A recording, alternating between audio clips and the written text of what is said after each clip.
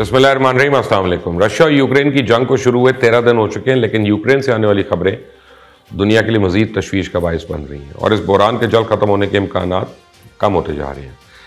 आज की इस वीडियो में न सिर्फ आपको यूक्रेन और रूस के तनाज़ा से आगाह करूंगा, बल्कि ये भी बताऊंगा कि इस वक्त अमरीका किस तरह की मुश्किलों में फंसा हुआ है। दुनिया भर से जंगजू कैसे यूक्रेन पहुंच रहे हैं, कैसे अमेरिका और यूरोप अभी भी रशिया को करोड़ों डॉलर्स भी फराहम कर रहे हैं और आपस में इख्तलाफात का भी शिकार हैं। लेकिन मज़ीद तफसीलात से पहले आपने अगर अभी तक इस चैनल को सब्सक्राइब नहीं किया तो प्लीज़ कर लें, बेल आइकॉन को प्रेस कर लें। एक वक्त था जब बहरे ओकियानूस से मगरबी यूरोप तक फैली सोवियत सल्तनत नाकाबिल तस्खीर नजर आती थी। फिर इस खत्ते ने एक ऐसा दिन देखा कि जिसे अपनी तारीख से निकालना चाहती है, उसी दिन के अजाले के लिए आज प्यूटिन दुनिया को चैलेंज कर रहे हैं। अगर आप मॉस्को पे नजर डालें तो ये खूबसूरत शहर जहाँ स्टालिन के आसमान से बातें करते मुजस्मे क्रेमलिन की शान और शौकत ये पैगाम देते हैं कि जोश और जज्बे से भरपूर एक मुल्क है। औकाब, सुनहरी मेहराब, बुलंदबाला इमारतें ये जाहिर करती हैं कि कौम सदियों से अपनी कौमी अजमत पर यकीन रखती आ रही है। 19वीं सदी तक रशियन सल्तनत दुनिया की कुराए अर्ज़ के छठे हिस्से पर मुश्तमिल थी। अभी भी बहुत से रशियंस का मानना है कि मॉस्को हुकूमत रूम और कुस्तुनतुनिया की अजीम सल्तनतों की फितरी जानशीन है। जब दूसरी आलमी जंग के दौरान नाज़ी फौजियों को पीछे धकेला तो मरकजी और मशरकी यूरोप के दरमियान बहुत सा इलाका मॉस्को के कंट्रोल में आ गया। कागजों में तमाम खुद मुख्तार मुल्कें, अमली तौर पर तमाम अहम फैसले क्रेमलिन करता था। इससे न सिर्फ मॉस्को को तहफ़्फ़ुज़ का एहसास दिलाया, बल्कि 1989 तक उसे सुपर पावर भी बना दिया। रशियन प्रेसिडेंट प्यूटिन आज भी अपनी कौम में वो अज़मत हासिल करने के लिए जुनून जगा रहे हैं और इस सिलसिले में गुज़िश्ता एक दहाई में 4 तनाज़ात का हिस्सा बन चुके हैं। रशिया और यूक्रेन की जंग भी इसी सिलसिले की एक कड़ी और ये तनाज़ा अब न सिर्फ दिन ब दिन लंबा होता जा रहा है, बल्कि संगीन इंसानी बहरान के साथ साथ आलमी बहरान का भी सबब बन रहा है। अगर इस वक्त यूक्रेन के दारुल हुकूमत कीव पर नजर डालें तो मरकज़ और इसके ज़्यादातर मुज़ाफ़ाती इलाके अभी भी महफूज हैं, लेकिन सायरन्स और अलर्ट्स रोज़ का मामूल हैं। लेकिन रशिया की जंगी हिकमत अमली से वाकिफ़ लोगों का कहना है कि रशिया मुज़ाहमत का जवाब मज़ीद असले से देता है, बजाय इसके कि वो घर घर फौजी भेजें। इनका फौजी नज़रिया अपने दुश्मनों को भारी हथियारों से फ़िज़ाई बम्ब्स के ज़रिए निशाना बनाने का है। यूक्रेन के कई शहर मुज़ाहमत के नतीजे में रशियन गोलाबारी का निशाना बन चुके हैं, जहाँ बेपनाह नुकसान हो चुका है और इस वक्त तक 1200 से ज़्यादा यूक्रेनी अपनी जंग की बाजी हार चुके हैं, जबकि रशिया भी उसका भी जानी नुकसान हो रहा है। लेकिन अब तक प्यूटिन ने वो नुकसान पहुँचाने का हुक्म नहीं दिया जो रशियन फोर्सेस ने 1990 की दहाई में चेचन जमहूरिया की बगावत करने पर पहुँचाया था। चेचन जंगजू तंग गलियों में बख्तरबंद गाड़ियों के काफिलों को निशाना बनाते और तबाह कर दिया करते थे और आज उन्हें यूक्रेन में भी इतनी ही सख्त मुज़ाहमत का सामना है जितना उन्हें चेचन लोगों से 90 की दहाई में करना पड़ा था। इसलिए ये खदशा है कि शायद यूक्रेन का भी वही अंजाम हो जो माजी में रशिया ने दीगर बगावतों का किया। जबकि यूक्रेन इस वक्त गैर मुल्की जंगजुओं का पसंदीदा तरीन मकाम बन गया और अमेरिका, कनाडा और बरतानिया से साबिक फौजी और दीगर जंगजू बड़ी तादाद में जंगज़दा मुल्क पहुँचने लगे। यूक्रेन में अफरा तफरी और खाना जंगी की तैयारियां उरूज को पहुंच गई, जबकि मगरबी ममालिक ने आलमी कवानीन की खिलाफ वर्जी पर आंखें बंद कर ली हैं। गैर मुल्की मीडिया रिपोर्ट्स के मुताबिक अमेरिका, बरतानिया और कनाडा वहां से हज़ारों जंगजू यूक्रेन का रुख कर रहे हैं, जहां वो रशिया के खिलाफ मुज़ाहमत में यूक्रेनियन आर्मी का साथ देंगे। इन जंगजुओं में अमरीका और बरतानिया के साबिक फौजी भी शामिल हैं, जो इससे पहले इराक की जंग में हिस्सा ले चुके हैं। ये जंगजू जदीद असले से लेस हैं और रूस के साथ बराह रास्त लड़ाई में हिस्सा लेने का इरादा रखते हैं। अक़वाम मुत्तहिदा की सिक्योरिटी काउंसिल से 2014 में मंजूर होने वाली 2 करारदादों में किसी और मुल्क में जाके मुसल्लह जद्दोजहद का हिस्सा बनना गैर कानूनी करार दिया गया था, लेकिन यहाँ अमरीका, बरतानिया और दीगर मगरबी ममालिक ने आलमी कवानीन के खिलाफ वर्जी पर चुप साध ली है। यही वजह है कि यूक्रेन के शहरी जो रशियन जंगी हिकमत अमली से वाकिफ़ है वो खौफजदा है कि कहीं इस मुज़ाहमत को मिटाने के लिए रशियंस बेदरेक फ़िज़ाई क़ुव्वत का इस्तेमाल न शुरू कर दें।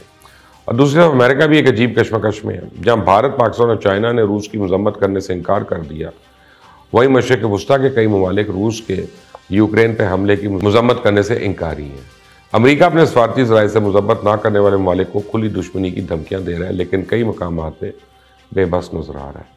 मिसाल के तौर पर इस वक्त अमेरिका की तेल की ज़रूरियात का 10% रशिया की ऑयल रिफाइंड प्रोडक्ट से पूरा हो रहा है और इस वक्त डेमोक्रेट रशियन तेल की मसनूआत में पाबंदी लगाने से हिचकिचा रहे हैं, क्योंकि यूरोप ने रशियन तेल की मसनूआत की मुकम्मल पाबंदी से साफ इनकार कर दिया है। व्हाइट हाउस के मुताबिक अमेरिकन प्रेसिडेंट ने अभी तक रशियन तेल और गैस की दरामद को रोकने का कोई फैसला नहीं किया। प्राइम मिनिस्टर बोरिस जॉनसन का कहना है कि रशियन तेल पर आलमी पाबंदी आयद करने का मामला ज़ेरे गौर है, लेकिन जर्मनी और हंगरी ने मुखालफत की है। रशियन तेल और गैस के बगैर यूरोप अपनी तवानाई की ज़रूरियात पूरी नहीं कर सकता। यही वजह है कि रूस के नायब वज़ीर आज़म ने रशियन तेल पर पाबंदी के हवाले से दुनिया को खबरदार किया है कि रशियन तेल पर पाबंदी लगाई गई तो इससे आलमी मंडी में तबाहकुन नताइज होंगे और फी बैरल कीमत $300 तक पहुंच जाएगी। जबकि मॉस्को ने जर्मनी को गैस की एक बड़ी पाइपलाइन बंद करने की धमकी भी दे दी है। उसकी वजह यह बताई जा रही है कि मगरबी ताकतें रशियन तेल पर पाबंदी के लिए पर तोड़ रही हैं, जबकि बरतानवी तेल की बड़ी कंपनी शेल रशियन खाम तेल की खरीदारी बंद करने का ऐलान कर चुकी है। अब मुल्क के हाइड्रोकार्बन में शमूलियत से दस्तबरदार हो जाएगी। अगर यूक्रेन के मैदान जंग पर नज़र डालें तो यूक्रेन के शहरियों को दारुल हुकूमत कीव के अलावा कई दीगर शहरों में जंग ज़दा इलाकों से निकाला जा रहा है, क्योंकि रशिया ने एक और जंग बंदी का ऐलान किया और कहा है कि हमारी इंसानी हमदर्दी की राहदारियों का एक सिलसिला खोल दिया। मॉस्को का कहना है कि कीव की जानिब से शहरियों को रशिया और बेलारूस भेजने के पहले मंसूबे को मुस्तरद करने के बाद इनखला के लिए यूक्रेन में महफूज मकामात पर जाने की इजाज़त दी है। अक़वाम मुत्तहिदा के पनाह गज़ीनों के सरबराह का कहना है कि रशिया की जारियत से फ़रार होने वाले अफराद की तादाद 20 लाख तक पहुँच गई है और रशिया और यूक्रेन के दरमियान तीसरा मुज़ाकरात का दौर भी बेनतीजा ख़त्म हो गया। रशियन मुज़ाकरातकारों ने कहा कि इनके पास यूक्रेन के साथ मुज़ाकरात के बाद रिपोर्ट पेश करने के लिए कोई पॉजिटिव चीज़ नहीं है और उन्होंने खबरदार किया कि अगले दौर में हतमी नतीजा आने की उम्मीद ना रखें। चौथा दौर बड़ी जल्दी होगा, जबकि रशिया और यूक्रेन के वज़राए ख़ारजा की जुमेरात को टर्की में मुलाकात मुतवक्की है, जबकि यूक्रेन की मिलिट्री इंटेलिजेंस ने कहा कि यूक्रेन की अफवाज ने एक रशियन जनरल को मुहासरे में लिए गए शहर खार्किव के करीब हलाक कर दिया, जो हमले में हलाक होने वाला दूसरा सीनियर रशियन कमांडर था। यूक्रेन का दावा है कि इसकी अफवाज ने 11,000 से ज़्यादा रूसी फौजियों को हलाक किया। रूस ने तकरीबन 500 नुकसानात की तस्दीक की है। दूसरी जानिब यूक्रेन पर रशियन कब्जे की सूरत में अमरीका और इत्तेहादियों ने नई हिकमत अमली अपनाने का फैसला किया और अमरीकी अखबार के मुताबिक यूक्रेन में जला वतन हुकूमत कायम करके रशिया के खिलाफ गुरीला वॉर शुरू हो जाएगी। जबकि यूक्रेनियन प्रेसिडेंट बार बार जंगी तैयारों का मुतालबा करें, जिससे शायद यूरोप के लिए फराहम करना मुमकिन ना हो। जबकि अमेरिका ने भी कह दिया कि आने वाले दिनों में यूक्रेन को हथियारों की फराहमी मुश्किल हो जाएगी। अमेरिकन नायब वज़ीर ख़ारजा वेंडी शर्मन के मुताबिक मगरबी ममालिक अब तक यूक्रेन को हथियार फराहम करने में कामयाब हैं, लेकिन आने वाले दिनों में मज़ीद मुश्किल हो सकता है। और यहाँ पर एक बात बड़ी इंपॉर्टेंट है कि 24 फरवरी को रशिया के हमले के बाद से मगरबी इत्तेहादियों की जानिब से यूक्रेन में हथियार, गोला बारूद और रकूम की भरमार हुई है और अमेरिका ने पिछले महीने $350 मिलियन की फौजी साजो सामान की मंजूरी दी। यूरोपियन यूनियन ने भी यूक्रेन को कुल $500 मिलियन हथियारों की खरीदारी और तरसील के लिए माली मदद फराहम करने पर इत्तफाक किया। जबकि रशिया की तरफ से इल्ज़ाम लगाया जा रहा है कि अमेरिका दाइश को ट्रेनिंग दे के यूक्रेन में खाना जंगी के लिए बारूद भिजवा रहा है। बड़ी इंपॉर्टेंट डेवलपमेंट्स हो रही हैं, लेकिन ये कब तक उम्मीद है इसका कुछ हल आने की, अभी फौरी तौर पे नहीं है। लेकिन जो भी होगा मैं आपको बताऊंगा। उसके लिए इस चैनल को सब्सक्राइब करें, बेल आइकॉन को प्रेस करें। अल्लाह हाफ़िज़।